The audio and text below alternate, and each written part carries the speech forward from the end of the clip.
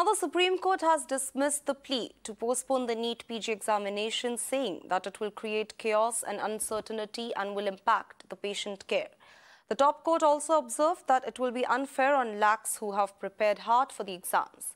However, on behalf of the centre, the ASG Bhati had pushed for no postponement of the exams and had raised the concerns over the shortage of doctors as the process is already delayed. MBBS graduates are demanding to delay NEET PG for 2020 by 6 to 10 weeks as the counselling process for the previous batch is still on.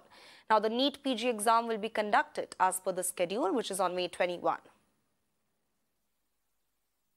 Well, yes, we've heard from the Supreme Court. We've seen the tone and tenor the Supreme Court bench has adopted on this one. And clearly, the top court of this country, after giving a considered view to all the arguments that were advanced by the counsel for the petitioners and also the ASG who was representing the central government's interests in this particular case, is of the point of view that this is a subject matter which falls in the domain of executive's policy-making powers, and therefore the Supreme Court has gone ahead and dismissed these batch of petitions, clearly stating that at this juncture the court cannot really interfere.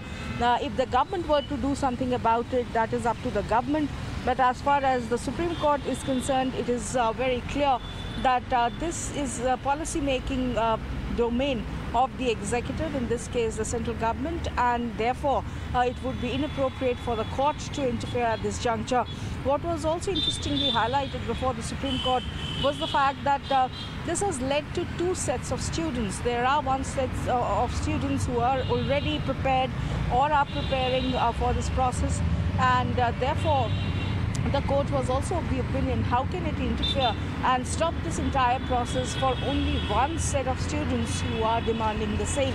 So those were some of the considered views that the court really exhibited while it was arriving at its decision to go ahead and junk or rather dismiss these batch of petitions, which were perhaps hoping that the Supreme Court would interfere.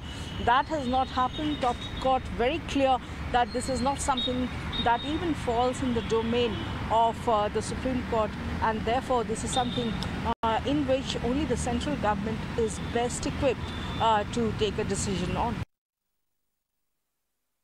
Now, Congress leader Rahul Gandhi has come out in full support of the candidates demanding the postponement of the exam. He said that the students are not responsible for the delay in last year's NEET PG counselling.